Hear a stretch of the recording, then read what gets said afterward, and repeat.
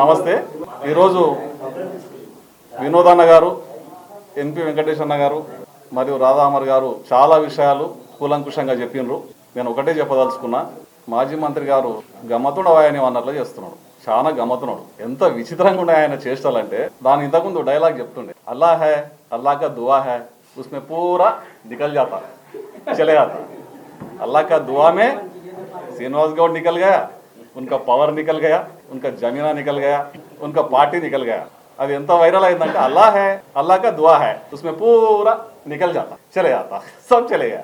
ఒక సెల్ పెడతాం ఇదే పార్టీ ఆఫీస్లో అన్నగారితో చర్చ చేసి ఒక సెల్ పెట్టి, బాధితులారా ఇంకా భయపడకండి, ఇంకా కొంత భయం పోలే వాళ్ళకు, నీ యొక్క అక్రమాలు, దౌర్జన్యాలు, భూ కబ్జాలు ఇవన్నిటి మీద విచారణ చేపట్టడానికి పార్టీ ఆఫీస్కి వచ్చి మీరు ఇక్కడ చర్చలు చేసి కంప్లైంట్లు ఇవ్వండి. మీరు బయటికి రాండి, ఇంకా మోసపోయిన వాళ్ళందరూ బయటికి వెళ్ళండి. కొన్ని వందల కంప్లైంట్లు వస్తాయి, దానిలో మీద విచారణ జరుగుతుంది.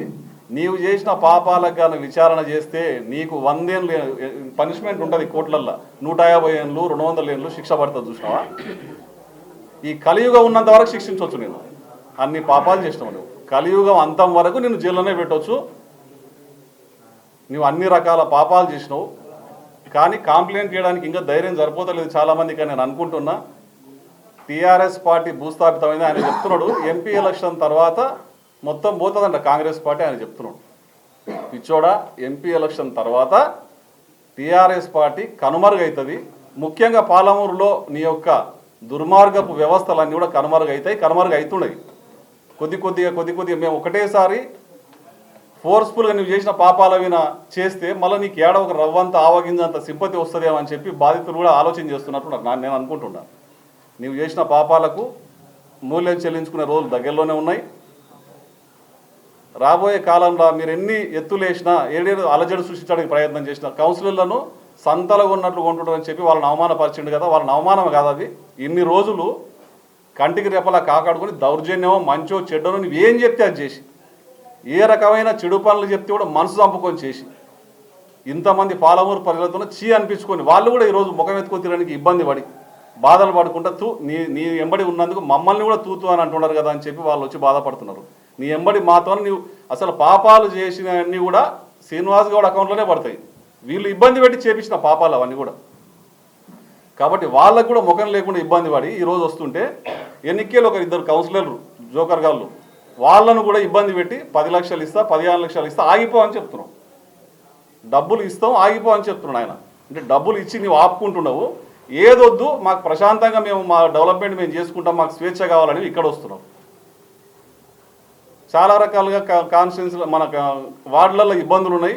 ఇన్ని రోజులు మమ్మల్ని ఆయన అరాచకాలకు మాత్రమే యూజ్ చేసుకున్నాడు, కానీ మా అభివృద్ధిలో ఆయన భాగం కాలేదు. మాకు నరకం చూపించండు కాబట్టి మాకు మీరు చేయుతని అంటని వచ్చి అడిగితే పార్టీలో ఆలోచన చేసి ఎవరు మంచి ఎవరు చెడ్డ ఎట్లా తీసుకోవాలి ఎట్లా కూడా తీసుకోకూడదు అనేది పార్టీ ఆలోచన చేస్తుంది. ఇప్పుడు ఓన్లీ వాళ్ళ అరాచకాలకి బయటపడే ప్రయత్నం చేస్తున్నారు, ప్రశాంతంగా ఉండడానికి ప్రయత్నం చేస్తున్నారు. నిన్న కూడా ఫోన్లు చేసిన వాళ్ళకు 15 లక్షలు ఇస్తాం 20 లక్షలు ఇస్తాం ఆగిపోండి అని. ఇంకోటి ఏం చేస్తున్నాడంటే తెలంగాణ భవన్కు పోయి కేటీఆర్ను రిక్వెస్ట్ చేసుకుంటున్నాడు. ప్రెస్ మీట్లో కూర్చొని నా గురించి 4 ముక్కలు మాట్లాడాను. నిన్న ఆయన పాపం ఎవరినో పలకరియనికి వస్తే, మన ఆల వెంకటేశ్వర బ్రదర్ విషయం పలకరియనికి వస్తే ఆమెను రిక్వెస్ట్ చేసుకొని తెచ్చి కూర్చోడు కానీ భయపడుతున్నాడు. ఎందుకు భయపడుతున్నాడు? చేసిన పాపాలు బయటపడతాయి, నా ఎంబడి పార్టీ ఉంది, నా ఎంబడి పెద్ద వ్యవస్థ ఉంది చూపించుకునే ప్రయత్నం చేస్తున్నాడు. నీ బాధలకు కేటీఆర్ కూడా చెప్తున్నాడు అంటే ఎక్కడ ఆయన ఇంతో నెత్తి నొప్పి ప్రెస్ మీట్లో కూర్చొని నన్ను దావకొడుతున్నాడు. నీది అది నీ బాధ, నీ భయం. చేపించి కేటీఆర్తో చేయించే ప్రయత్నం, ఇంకోటితో చేయించే ప్రయత్నం. తిక్కుడా కేటీఆర్కు కూడా అర్థమైపోయింది ఇటువంటికి ఆడ ఒక్కతో టికెట్ ఇవ్వకపోతే 4-5 కాన్స్టిట్యున్సీలు ప్రభావితం అవుతుండే. ఈ దరిద్రునికి ఇచ్చినందుకే 4 కాన్స్టిట్యున్సీలు మేము ఓడిపోయినామని అర్థమైంది ఆయన. నీ ప్రభావం, నీ యొక్క వేవ్స్, నీ యొక్క కాంతి 4 కాన్స్టిట్యున్సీలు కనబడ్డది. ఆ 4 కాన్స్టిట్యున్సీలు కూడా కాంగ్రెస్ పార్టీ ఇంకా విజయం సాధించడానికి సహకరించిందంటే నీ యొక్క కాంతి, దుర్మార్గ కాంతి అది. ప్రజలారా భయపడకండి, బాధితులారా భయపడకండి. పార్టీ ఆఫీస్కి వచ్చి బాధితులందరూ కంప్లైంట్లు చేయండి, దాని మీద లీగల్ చర్యలు ఉంటాయి. ఎస్పీ గారితో మా ఎమ్మెల్యే గారు మాట్లాడి జ్యుడిషియల్ ఎంక్వైరీ చేయించి ఒక్కొక్కటి తీసుకుంటూ పోతే రోజు కూడా బాధితులకు అందరికీ న్యాయం చేసే వరకు కూడా మేము అందరం కలిసికట్టుగా బాధితుల పక్షాన్ని నిలబడి నీ యొక్క పాప పుట్టను మొత్తాన్ని కూడా తేనెతిట్ట లాంటి పాప పుట్టను మొత్తం కూడా కదిలించి నీ యొక్క అంటే అందరికీ ఆకలి అయితే అన్నము ఆకలి అయితే టిఫిన్ చేస్తారు కానీ నీవేమో నీ తమ్ముడేమో ప్లాట్లు బుక్తాడు, నీవేమో భూములు బుక్తావు. 100 గజాల ప్లాట్ కూడా వదిలిపెట్టలేడు నీ తమ్ముడు. ఇప్పుడు కండిషన్ బెయిల్ కూడా తిరుగుతా ఉన్నాడు, రూరల్ పోలీసులు సంతకం చేస్తున్నాడు. మీ చరిత్రలనేమో రౌడీలనేమో మంచోళ్ళుగా చూపించి దౌర్జన్యాలు చేయించినావు, మంచోళ్ళనేమో రౌడీలుగా చూపించినావు. సమాజంలో గౌరవం ఉన్న వాళ్ళందరూ నీ దృష్టిలో రౌడీలు, బెదిరించి వసూలు చేసిన వాళ్ళందరూ నీ దృష్టిలో మంచోళ్ళు. అవన్నీ కూడా వెలికి తీస్తాం. నువ్వు చేసిన పాపాలది మాకు అసలు ఏ నుంచి మొదలు పడాలో తెలుస్తలేదు. కిందికెళ్ళి మీనుకోలామా, మీనికెళ్ళి కిందికి పోతామని వందలు ఇంతలా గ్రంథం ఉంది. మళ్ళా గమ్మత్తు జోలు చెప్తున్నాడు. అయిపోయింది బిడ్డ నీ సంగతిగా. త్వరలోని నీ పాపాలు ఒకటి వెలికి తీస్తుంటే నేను ఒకటే చెప్తున్నా, ఎవ్వరు కనిపించకుండా పోతారు. మంచి వాళ్ళు ఒకరిద్దరు కూర్చుంటున్నారు. ఇంకా వద్దు, నా మాట వినండి.